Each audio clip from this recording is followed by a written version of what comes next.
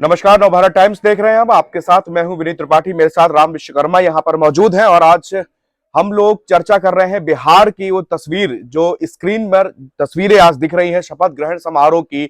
बहुत बड़ा मैसेज देने की यहां पर कोशिश थी। वैसे तो ये ओकेजन शपथ ग्रहण का है जब नीतीश कुमार 10वीं बार मुख्यमंत्री बन रहे हैं। ये एक ऐसा रिकॉर्ड है कि पता नहीं ये कब कोई तोड़ सकता है कि नहीं, क्योंकि 10वीं बार मुख्यमंत्री पद की शपथ लेना अपने आप में नीतीश कुमार बिहार के लिए एक मुख्यमंत्री का नाम अगर आता है तो नीतीश कुमार, ये दोनों नाम एक दूसरे के पद और नाम एक दूसरे के पूरक जैसे बिहार के लिए दिखने लगे हैं।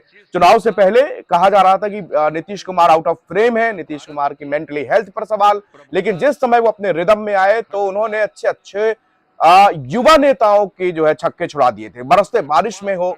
और यही कारण था कि एनडीए इतने बड़े जो है माइलस्टोन को क्रॉस कर पाई है। राम, ये जो तस्वीरें दिख रही हैं पूरा भगवा में एक तरह से दिख रहा है गांधी मैदान। दूसरी तरफ एक अगर शपथ ग्रहण समारोह को देखें, दूसरी तरफ देखें बीजेपी का शक्ति प्रदर्शन। इस कार्यक्रम को आप दो नजरिए से देखिए, आपको क्या क्या डिफरेंट आज यहां पर नजर आ रहा था स्क्रीन पर। देखिए, चुनाव से पहले तो ये गूंज रही थी बिहार में काबा। तो बिहार में इस समय जेडीयू और बीजेपी की भौकाल बा, और ये दिखाई दे रहा है इस समय, ये रिफ्लेक्ट हो रहा है हमारी स्क्रीन के ऊपर भी कि किस प्रचंड जीत के साथ, किस प्रचंड जो है बहुमत के साथ में जो है सत्ता पर वापस काबिज हुए हैं। और नीतीश कुमार इस समय लगातार चर्चाओं में इस वजह से भी हैं क्योंकि इन्होंने एक इतिहास रचा है 10वीं बार मुख्यमंत्री पद की शपथ लेकर के।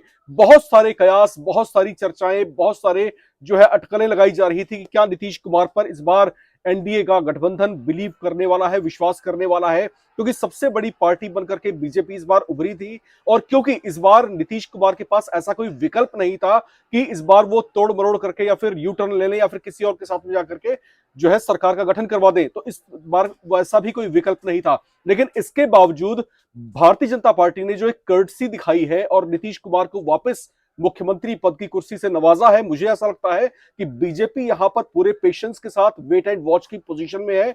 बेशक ये प्रचंड जीत हासिल हुई है, लेकिन ग्रास रूट लेवल पर बीजेपी अपने आप को तैयार कर रहेगी। और फिर आने वाले 5 सालों के बाद आप देखेंगे विनीत कि बीजेपी क्या कुछ रणनीति पर आगे काम करती है।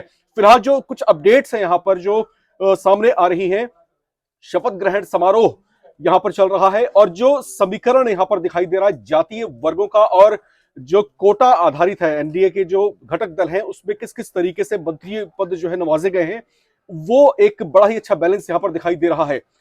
किन किन को मंत्री पद की शपथ दिलाई जा रही थी वो सस्पेंस अब खुल चुका है। यहां पर सम्राट चौधरी, विजय कुमार सिन्हा पहले ही घोषित कर दिए गए थे कि डिप्टी सीएम रहेंगे। इसके अलावा विजय चौधरी, विजेंद्र प्रसाद यादव, श्रवण कुमार, मंगल पांडे, डॉक्टर दिलीप जायसवाल, अशोक चौधरी, लेशी सिंह, मदन साहनी, नितिन नवीन, राम कृपाल यादव, संतोष सुमन, सुनील कुमार, जमा खान, संजय सिंह टाइगर, अरुण शंकर प्रसाद, सुरेंद्र मेहता, नारायण प्रसाद, रमा निषाद, लखेंद्र कुमार रोशन, श्रेयसी सिंह, प्रमोद कुमार, संजय कुमार सिंह, दीपक प्रकाश को जो है मंत्री पद की शपथ दिलाई गई है। विशेष बात यह है कि इसमें एक मुस्लिम चेहरा भी दमकता हुआ दिखाई दे रहा है विनीत। बिल्कुल, ये 26 मंत्रियों के आपने जो नाम बताए हैं जो कि आज शपथ ली है जिन्होंने, इसके अलावा एनडीए ने अपना पूरा दमखम यहां पर दिखा रखा है। एनडीए के अब टोटल कोटे के अभी 26 मंत्री थे, अगर अलग अलग देखें तो 14 मिनिस्टर्स जो हैं वो भारतीय जनता पार्टी से हैं और 8 मंत्री जो है वो जेडीयू के खाते से आएंगे। अभी ये शुरुआत में 26 मंत्रियों ने शपथ ली, कैबिनेट एक्सपेंशन होगा, उसके बाद बाकियों को भी जगह दी जाएगी। चिराग पासवान की पार्टी से 2 लोगों को मिनिस्टर बनाए, उपेंद्र कुशवाहा, मांझी से एक लोगों को यहाँ पर मिनिस्टर अभी फिलहाल शपथ दिलाई गई है। और विनीत एक खास बात है विनीत, मैं यहाँ पर देख पा रहा हूं कि बेशक से मुख्यमंत्री पद की कुर्सी जो है नीतीश कुमार को दी गई है, लेकिन बीजेपी ने अपना जो वेटेज है इसमें बना करके रखा है। यानी जो मंत्रियों की संख्या है बीजेपी के पास ज्यादा है। इसके अलावा चर्चा इस बात को लेकर के भी है कि विधानसभा अध्यक्ष जो होंगे वो भी बीजेपी से ही कोई चेहरा होने वाला है। कई नामों की चर्चा है, उसमें कौन होगा वो हम आगे बताएंगे। लेकिन यहां पर साफ तौर से छलक रहा है कि बीजेपी क्योंकि सबसे बड़ी पार्टी बनकर के इस चुनाव में उभरी है, तो ऐसे में बेशक सीएम पद जो है नीतीश कुमार को दिया गया, लेकिन वेटेज यहां पर बीजेपी का ही भारी दिखाई दे रहा है। बहुत कुछ कहानी तस्वीरें बयां करती हैं, बॉडी लैंग्वेज आपकी बहुत कुछ बयां करती है। आज आप स्क्रीन पर और जो लोग देख रहे होंगे, और बिहार जिनको दिखाना है, मेनली जो बिहार वासी हैं उनको भी ये पता है कि जिस जो ये आज पूरी महफिल सजाई गई है, जिसमें सारे बीजेपी शासित लीडर्स है, जहां के मुख्यमंत्री है एनडीए के चंद्रबाबू नायडू वहां पर मौजूद है, जेपी नड्डा पार्टी अध्यक्ष है वो वहां पे मौजूद है, उत्तर प्रदेश के फायर ब्रांड और पूरे देश में चर्चित योगी आदित्यनाथ वो वहां पर मौजूद है। और तस्वीरें जब हमने देखी कि योगी आदित्यनाथ जब आ रहे थे तब उनसे मिलने के लिए सारे पार्टी के लीडर्स जो है राम उनके पास जा रहे थे, और उन्होंने कई रैलियां की हैं बिहार में। बिहार नहीं, ये एक ऐसा चेहरा है बीजेपी के पास, हिंदुत्व का चेहरा कहिए, ये लॉ एंड ऑर्डर के लिए योगी आदित्यनाथ को जाना जाता है। देश के अंदर कहीं भी इलेक्शन होंगे, आप योगी आदित्यनाथ को इस बतौर स्टार प्रचारक देखेंगे। और योगी आदित्यनाथ वो नाम है जो जिनकी अपनी ही एक पॉपुलैरिटी है, जिनका जो काम करने का तौर तरीका है, जो जिस तरीके से इंटॉलरेंट होते हैं चीजों को लेकर के, और खास तौर से ऐसे जो अराजक तत्व है उनको लेकर के जो उनका इंटॉलरेंस है, वो कहीं ना कहीं जो है दूसरे राज्य के मुख्यमंत्रियों के लिए भी जो है उनके अट्रैक्शन का विषय है। हमने कई बार देखा कि बाबा का जो बुलडोजर मॉडल है वो कई बार मध्य प्रदेश में चलते हुए दिखाई दिया, कई बार राजस्थान में चलता हुआ दिखाई दिया, और क्योंकि बिहार जो है उत्तर प्रदेश का पड़ोसी राज्य, वहां पर जो है बाबा के नाम की बड़ी धूम। चुनाव के दौरान हमने कई बार लोगों से जानने परखने की कोशिश की, तो कई लोगों ने ऐसा भी कहा कि बाबा जैसा मॉडल जो है बिहार में चाहिए, बाबा जैसा व्यक्ति जो है बिहार में चाहिए, वही व्यक्ति यहां पर परिवर्तन ला सकता है, वही व्यक्ति जो है यहां पर जो अराजक तत्व जो है, माफियागिरी जो है उसको खत्म कर सकता है। तो लोग भी इन सब चीजों से आजिज आ चुके हैं, वो चाहते हैं कि बाबा वाला मॉडल बिहार में भी दिखाई दे और फिर वहां पर उस तरह का विकास भी होता हुआ दिखाई दे। दिल्ली और एनसीआर में पूरे जो बिहार के लोग हर जगह पर आपको मिलेंगे, और सभी लोगों से अगर आप चर्चा करिए तो उनके लिए सबसे बड़ी बात है लॉ एंड ऑर्डर की। लॉ एंड ऑर्डर राम किसी भी प्रदेश की चाहे देश की न्याय व्यवस्था जो है वो सबसे बड़े एक अहम फैक्टर होता है। अगर आपके प्रदेश का लॉ एंड ऑर्डर अच्छा नहीं होगा तो ना तो आपके यहाँ कोई कंपनी आएंगी, ना इन्वेस्टमेंट होगा, ना तो आपके बच्चों को रोजगार मिल पाएगा। आप सरकारी नौकरी के भरोसे पूरे बिहार के युवा को ये अगर आप वादा करेंगे, या तो ये अतिशयोक्ति है और ये गफलतबाजी है, ऐसा पॉसिबल नहीं है। तो आपको व्यापारियों को, आपको जो है छोटे छोटे स्टार्टअप में काम करना पड़ेगा, आपको जो इन्वेस्टमेंट कराना पड़ेगा, जो बड़ी कंपनियां हैं उसके लिए आपको बताना पड़ेगा कि आपका लॉ एंड ऑर्डर कैसा है। कहीं आपके फिरौती रंगदारी, बिहार इसी के लिए जाना जाता है। इलेक्शन से पहले लगातार यहां पर क्राइम रेट बढ़ा, और योगी आदित्यनाथ जब सीएम बनते हैं 2017 में, तो उन्होंने एक नजीर पेश की।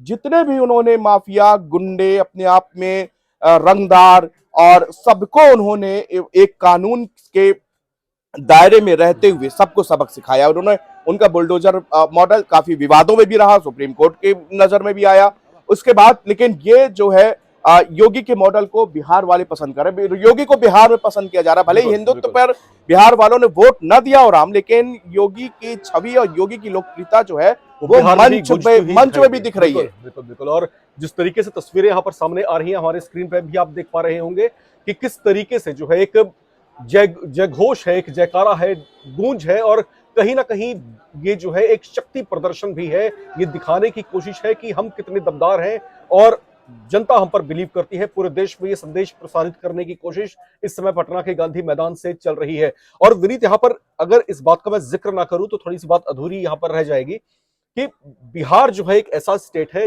जहां पर अभी विकास की बहुत गुंजाइश है।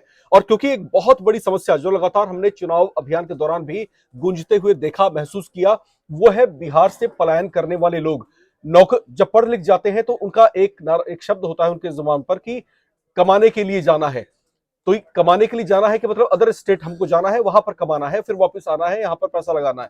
तो इस तरह की जो परिभाषाएं रही हैं पिछले कई दशकों में, बीजेपी ने खास तौर से मंचों से, बीजेपी के नेताओं ने लगातार इस बात को बार बार रिपीट किया कि आने वाले समय में बिहार को आप इस तरीके से विकसित होता हुआ देखेंगे कि अपने बेटों को आप बाहर ना भेज करके अपने बेटों को यहीं पर कमाते हुए और अपने बेटों को अपने ही राज्य में विकसित होते हुए आप देख पाएंगे।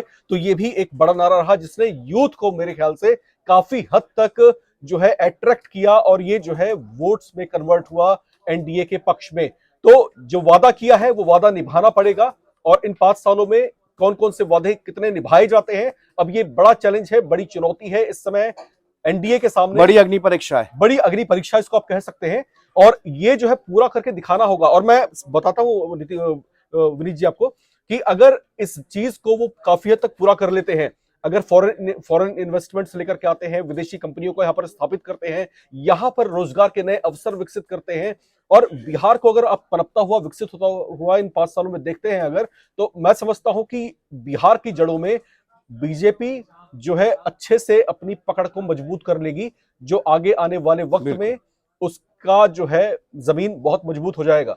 बिल्कुल राम, आप बिल्कुल सही बात कह रहे हैं क्योंकि बिहार में इस बार होप भी बहुत अच्छी है और बिहार के लोगों ने पूरा समर्थन दिया है।